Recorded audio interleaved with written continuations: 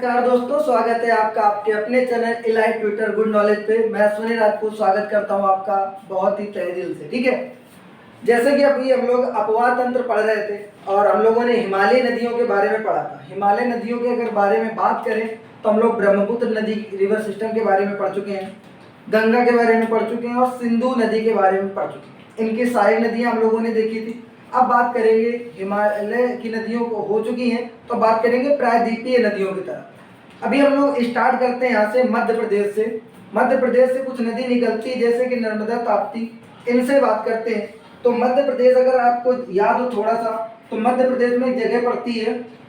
पहली बात तो देखिए, एमपी से ये नदी निकल रही है, कुछ इस प्रकार से जाएगी और यहाँ पे गुजरात में, गुजरात है, वहाँ पर ये अरब सागर में जाके गिरेगी। तो सबसे पहले एमपी मतलब मध्य प्रदेश है।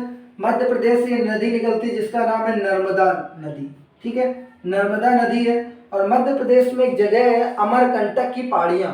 ठीक है, ये याद रखना आपको, अमरकंटक की पहाड़ियाँ, अमरकंटक की पहाड़ियाँ। ठीक है, अमरकंटक की पहाड़ियों से ये नदी निकलती है। और अगर ऊपर की तरफ बात करें तो विंध्या पर्वत है, विंध्या पर्वत। ठीक है, विंध्या पर्वत श्रृंखला है। और नीचे की बात करें तो इसके सतपुड़ा पहाड़ी है। ठीक है, तो देखिए जो ये नदी है ये कहाँ पर, विंध्या पर्वत और सतपुड़ा पहाड़ियों के बीच से होकर निकलती है। इसका नाम है नर्मदा नदी। और इसकी खासियत ये है कि ये रिफ्ट वैली में बहती है। रिफ्ट वैली का मतलब होता है भ्रंश घाटी। भ्रंश घाटी थोड़ा सा आपको मैं समझा देता हूँ। जैसे ये मान लीजिए कुछ पहाड़ पर्वत था, इस प्रकार से ये पहाड़ पर्वत था और पूरा का पूरा ये लेयर है, बीच में ऐसे नदी निकले, इन दोनों पर्वतों के बीच से ऐसे थोड़ी सी लेयर बनाते हुए निकले। ठीक है, जैसे कि एक तरीके से ऐसे मान सकते हैं ये, और कट बनाते हुए यहीं से एक नदी बीच से ऐसे ऐसे निकलती जाए, तो उसको बोलते हैं भ्रंश घाटी। तो ये भ्रंश घाटी से बहने वाली नदी है। और इसको याद इसलिए रखना है क्योंकि जो ये नर्मदा नदी है, ठीक है, ये एस्चुरी का निर्माण करती है। एस्चुरी का मतलब होता है ज्वार नदमुख का निर्माण करती है। ठीक है, अभी तक जितनी हम लोगों ने हिमालय की नदियां पढ़ी थी वो सारी की सारी जो नदियां थी वो निर्माण करती थी डेल्टा का। जो नर्मदा नदी है, देखिए इसकी दो खासियत ये है कि एक तो ये एस्चुरी या ज्वार नदमुख बनाती है।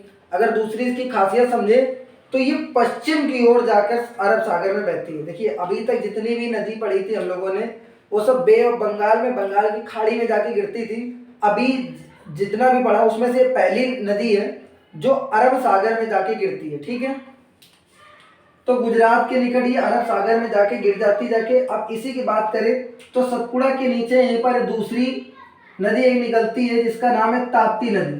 ठीक है, ताप्ती नदी। और अगर ऊपर वाली नदी की बात करें जो जैसे ये थी नर्मदा नदी, तो ये कहाँ कहाँ से होकर जाएगी, ये दो राज्यों से होकर जाएगी। ठीक है, दो राज्य कौन कौन से आ जाएंगे आपके, गुजरात आ जाएंगे और मध्य प्रदेश आ जाएंगे। वही अगर ताप्ती नदी की बात करते हैं तो देखिए ये सतपुड़ा के नीचे मिलती है नदी। ठीक है, ये भी मध्य प्रदेश से ही निकलती है, मध्य प्रदेश से ही निकलती है, सतपुड़ा के नीचे है और ये भी जाके अरब सागर में ही मिलती है जाके। इसकी खासियत क्या है कि तीन राज्यों से होकर जाएगी। कौन कौन से राज्यों से होकर जाएगी, एक तो ये मध्य प्रदेश से होकर जाएगी, महाराष्ट्र की भी कुछ जगह कवर करती है और ये गुजरात में वो भी होकर जाती है। ठीक है, तो इतनी जगह से ये नदी होकर जाएगी। अगर इसके ऊपर की बात करें तो यहाँ पर विंध्या पहाड़ियों से एक नदी इस जगह से निकलती है, विंध्या पहाड़ियाँ हैं, यहाँ से नदी निकलती है और वो भी गुजरात के निकट इधर जाके प्रवेश कर जाती है। और ये जो नदी है इस नदी का नाम है, ठीक है, इस नदी का नाम है माही नदी। माही रिवर इसको बोलते हैं। क्या नाम है इसका, माही, माही नदी, माही रिवर है ये। और ये कहाँ से निकलती है तो विंध्या पहाड़ियों के निकट निकलती है। विंध्या पहाड़ियाँ कहाँ पर है तो ये मध्य प्रदेश में पड़ती है। मध्य प्रदेश में जो जगह है, ठीक है, मध्य प्रदेश में जिला है धार नाम से, तो मध्य प्रदेश के धार से माही नदी निकलती है। और इसकी खासियत ये है कि कभी आपसे एक क्वेश्चन पूछा जाएगा कि वह कौन सी नदी है जो कर्क रेखा को दो बार काटती है। ठीक है, भारत की वह कौन सी नदी है जो कर्क रेखा को दो बार काटती है। तो देखिए कर्क रेखा जो यहाँ से राजस्थान से होकर जाती है, ठीक है, उसको ये माही नदी दो बार काटती जाती है। माही नदी जो है कर्क रेखा को 2 बार काटती है। भारत की एकमात्र ऐसी नदी है ये माही नदी जो कर्क रेखा को 2 बार काटती है। ठीक है, तो इतनी चीजें भी क्लियर हुई। कहाँ कहाँ से निकल रही हैं ये भी देखिए। मध्य प्रदेश के जो जगह है जिला धार, वहां से निकलती है। पहाड़ियाँ कौन सी? विंध्य पहाड़ियों से निकलती है। और अगर बात करें नर्मदा की तो ये अमरकंटक की पहाड़ियों से निकलती है। और ताप्ती की बात करें तो ये मध्य प्रदेश से निकलती हुई ये भी गुजरात के निकट प्रवेश करती जाके अरब सागर में नदियां गिरती हैं। ये तीनों की तीनों नदियां जो हैं वो एस्चुरी यानी ज्वार नदमुख का निर्माण करती हैं। अगर इसकी बात करें तो इसके ऊपर एक राजस्थान में यहाँ पर इधर की तरफ अगर बात करें तो एक पर्वत श्रृंखलाएं, बहुत ही पुरानी पर्वत श्रृंखलाएं मानी जाती हैं। ठीक है, तो उन पर्वत श्रृंखलाओं से एक नदी निकलती है और उस नदी का नाम है लूनी नदी। इधर की तरफ से नदी निकलेगी लूनी नदी। और लूनी नदी की खासियत क्या है कि ये किसी भी समुद्र में जाकर नहीं मिलती। ठीक है, लूनी नदी जो है किसी भी समुद्र में जाके नहीं मिलती। इसका मतलब ये विलुप्त हो जाती है। जो कच्छ है, गुजरात का कच्छ है, उसी में ये नदी जो है विलुप्त हो जाती है। लूनी नदी है। ठीक है, लूनी नदी है।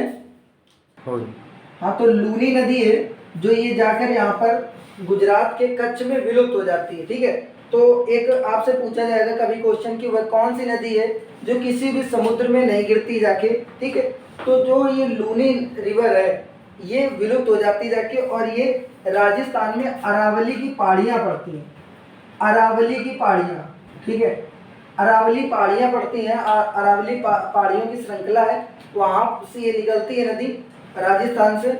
और लूनी नदी जो है गुजरात में जाके विलुप्त हो जाती है। ठीक है, तो इतनी चीज़ देखिए, जितनी चीज़ इंपॉर्टेंट थी इसमें मैंने बता दिया है। और बहुत डेप्थ में जाने से मुझे कोई यहाँ पे फ़ायदा लग नहीं रहा, इसीलिए मैं इसको नहीं बता रहा हूँ ज़्यादा। ठीक है, इतनी चीज़ क्लियर हुई। ताप्ती के बारे में पढ़ा है, नर्मदा के बारे में पढ़ा है, माही रिवर के बारे में पढ़ा है, और यहाँ पे कौन सी नदी के बारे में पढ़ा है? लूनी रिवर के बारे में। अब हम लोग बात करते हैं चल के अपने गोदावरी रिवर के बारे में। ठीक है, तो इतनी चीज़ क्लियर हो चुकी होगी। इसको रफली बना के ऐसे लिख लेना है आपको। और अगर बात करें गोदावरी रिवर की तो ये प्रायद्वीप की सबसे बड़ी रिवर मानी जाती है। प्रायद्वीप की सबसे बड़ी रिवर गोदावरी रिवर को ही माना जाता है। ठीक है, अभी गोदावरी रिवर जो है निकलती कहाँ से है इसके बारे में जानेंगे। देखिए, अगर थोड़ा सा एक रफ मैप बनाने की कोशिश करें तो कुछ इस प्रकार से यहाँ से जाके गुजरात है। ठीक है, गुजरात की तरफ है, इधर की तरफ, और इधर की तरफ से ये मैप जो आता है ये, तो इधर की तरफ जो आपका गुजरात है इधर महाराष्ट्र पड़ेगा। तो महाराष्ट्र से, ठीक है, महाराष्ट्र में एक जगह है नासिक। महाराष्ट्र की जगह है नासिक। क्या नाम है? नासिक। महाराष्ट्र की जगह है नासिक। नासिक में त्र्यंबकेश्वर से ये निकलती है। महाराष्ट्र के नासिक के त्र्यंबकेश्वर से गोदावरी नदी निकलती है। ठीक है, गोदावरी नदी निकलेगी और कहाँ से होकर जाएगी? देखिए, महाराष्ट्र से निकलेगी, इधर जाके तेलंगाना में प्रवेश करेगी। तेलंगाना में प्रवेश करने के बाद उड़ीसा की थोड़ी सी जगह से, जैसे ये मान लीजिए उड़ीसा है, तो उसकी थोड़ी सी जगह से होके जाएगी और ये आंध्र प्रदेश के बाद अंत में यहाँ पे बंगाल की खाड़ी में जाके गिर जाती है और डेल्टा का निर्माण करती है। यहाँ पे डेल्टा बनाएगी। ठीक है, अब इसकी कुछ सहायक नदियां भी होंगी। सबसे पहले तो गोदावरी नदी के बारे में अगर हम लोग जानें तो ये लगभग 1428 किलोमीटर लंबी है। ठीक है, देखिए लंबाई थोड़ा बहुत इधर उधर हो जाती है, लेकिन ये मान लीजिए कि प्रायद्वीप की सबसे लंबी नदी यही पर है। 1400 प्लस है, 1400 से कुछ ज़्यादा है। तो इतनी चीज़ क्लियर हुई। कहाँ से निकलती है? जो महाराष्ट्र के नासिक से निकलती है। महाराष्ट्र के नासिक से निकलने के बाद कितने राज्यों से होकर जाती है? तो महाराष्ट्र से होकर जाएगी, उसके बाद तेलंगाना जाएगी, तेलंगाना से उड़ीसा की कुछ भाग को टच करती है। ठीक है, कभी आपसे अगर क्वेश्चन पूछ लिया जाए कि क्या जो ये नदी है गोदावरी नदी उड़ीसा से होकर जाती है, तो सही जवाब है उड़ीसा से होकर जाती है। उसके थोड़े से भाग, निचले थोड़े से भाग से होकर जाती है। ठीक है, फिर उसके बाद आंध्र प्रदेश में जाके और ये बे ऑफ बंगाल में, बंगाल की खाड़ी में विलुप्त हो जाती है। अब इसकी सहायक नदियों की बात करें तो इसकी सहायक नदियाँ बहुत सारी हैं। ठीक है, अब हम लोगों को देखना है तो इसका एक रफली मैप में फिर से बनाता हूँ। ठीक, देखना, ध्यान देना है आपको।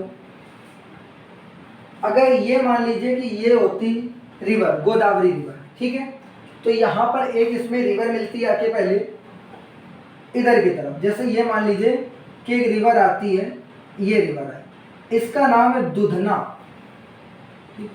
देखिए हम लोग पहली बात तो इसका बाएं और दाएं थोड़ा समझ लेते हैं। रिवर का फ्लो की डायरेक्शन ये, नदी इस तरफ जा रही है, तो अगर जिस तरफ नदी जा रही है उसी तरफ मुंह करके अगर खड़े हों तो जो हमारा लेफ्ट वाला हाथ है, ठीक, ये बाएं साइड होगा और इधर की तरफ दाएं साइड होगा। तो बाएं तरफ से अगर बात करें तो यहाँ पर कौन कौन सी रिवर जा रही है, देखिए दुधना रिवर इसकी तरफ जाएगी और एक यहीं पर रिवर आ जाएगी आपकी, ठीक है, वर्धा। और आगे थोड़ी दूर और चलेंगे तो यहाँ पर एक रिवर मिलेगी आपको पेनगंगा, पेनगंगा रिवर, ठीक है, पेनगंगा रिवर। और यहाँ पर एक और रिवर आएगी वेनगंगा, वेनगंगा, पेनगंगा और वेनगंगा रिवर आएगी। पेनगंगा रिवर है, पेनगंगा रिवर इधर की तरफ वेनगंगा, और ये वर्धा रिवर जो है वो इस जगह पर है। ये वाली जो रिवर है वो वर्धा रिवर, देखिए जैसे थोड़ा सा इसको समझते हैं, वर्धा रिवर और पेनगंगा रिवर ये दोनों आगे मिलकर एक जगह आगे बढ़ेंगी। उसके बाद इसमें एक रिवर आएगी मिलेगी जिसका नाम है आपका वेनगंगा, ठीक है, वेनगंगा। जब ये तीनों मिलकर बहेंगी तो ये कहलाएंगी प्राणहिता, प्राणहिता, ठीक है। तो वेनगंगा, वर्धा और पेनगंगा जब ये सारी की सारी रिवर बढ़ती है, मतलब मिलकर बढ़ेंगी तो प्राणहिता कहलाएंगी और ये जाके यहाँ पे गोदावरी रिवर में मिल जाएगी जाके। उसके बाद यहाँ पर अगर बात करें तो इसमें एक और रिवर मिलती है जाके इंद्रावती नदी, इंद्रावती, ठीक है, इंद्रावती नदी इसमें मिलती है। इंद्रावती की एक सहायक नदी भी है जिसका नाम है नारंगी नदी, इंद्रावती की एक सहायक नदी है नारंगी नदी, ठीक है, ये यहाँ पर मिलती है जाके। और अगर और आगे इधर बात करें तो देखिए पहले इसकी थोड़ा सा लोकेशन के बारे में बात करते हैं फिर इधर बताते हैं।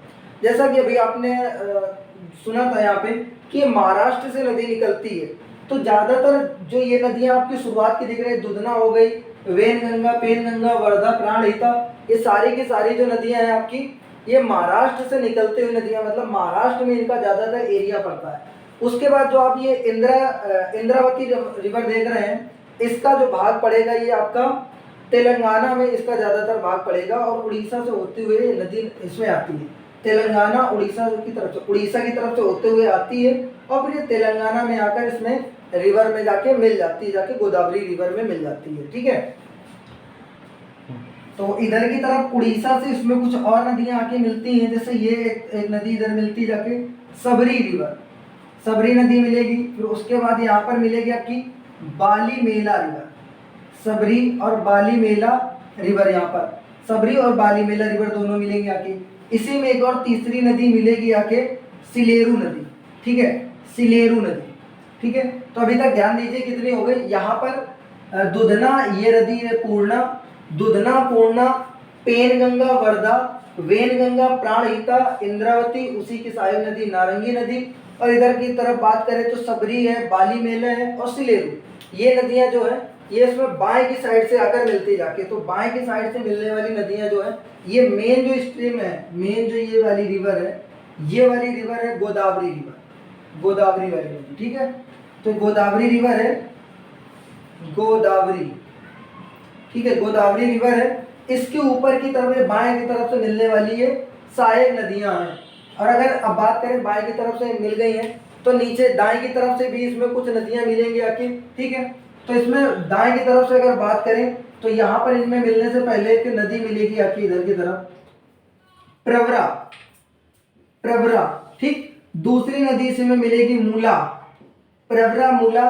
फिर एक इसी की तरफ जहां पर ये मिल रही है इसके आगे मिलेगी मंजीरा, मंजीरा। फिर जहां पर ये इंद्रावती मिलती है इसी के पास से इसमें रिवर मिलेगी मनेर रिवर, मनेर। और इसमें सबरी के मिलने से पहले यहाँ पर एक और रिवर मिलती है जिसका नाम है किन्नार सानी, ठीक है। तो देखिए यहाँ पर कितनी रिवर आपको मिल रही है जाके। नीचे की तरफ से अगर बात करें तो प्रवरा मिलती है, फिर मूला मिलती है, मंजीरा मिलती है, मनेर मिलती है और किन्नार सानी। कुल मिला के ये गोदावरी की सहायक नदियां हो गई। और गोदावरी का उद्गम कहाँ से होता है, कौन कौन सी इसकी सहायक नदियां हैं और कौन सी नदी कहाँ पर जाके मिलती है, ये आप देख सकते हैं। देखिए उड़ीसा जो है इस साइड में पड़ता है, अगर उड़ीसा इस साइड में पड़ता है तो नीचे वाली कोई भी जो नदी है वो उड़ीसा में जाके नहीं मिलेगी। अगर कभी आपसे क्वेश्चन पूछ लिया जाए कि जैसे मनेर नदी, ठीक है, या मंजीरा नदी है, किन्नार सानी नदी है, क्या ये उड़ीसा में जाती है, तो उड़ीसा में नहीं जाती, क्योंकि उड़ीसा ऊपर डायरेक्शन में पड़ेगा। उड़ीसा में ये इंद्रावती नदी पड़ेगी, सबरी, बाली मेला और सिलेरू पड़ेगी, ठीक है। बाकी जो ये है, अगर बात करें क्या गोदावरी नदी उड़ीसा से जाती है, तो उड़ीसा से बिल्कुल होकर जाती है नदी। और इधर की जो मोस्टली नदियां हैं, ठीक है, जैसे ये वाली नदी, तो ये ज्यादातर नदियां इधर वाली और इस जगह वाली। बीच में जो नदी आपको दिख रही है ये तेलंगाना से, और जो इधर शुरुआत की नदी दिख रही है उनका ज्यादातर जो भाग है वो महाराष्ट्र में पाया जाता है, ठीक है। तो एक बार आप इसको देख सकते हैं, चाहे तो स्क्रीनशॉट ले सकते हैं। ये गोदावरी रिवर सिस्टम के बारे में एक बेहतरीन सा कंटेंट है, इससे बाहर कुछ नहीं होगा इसमें।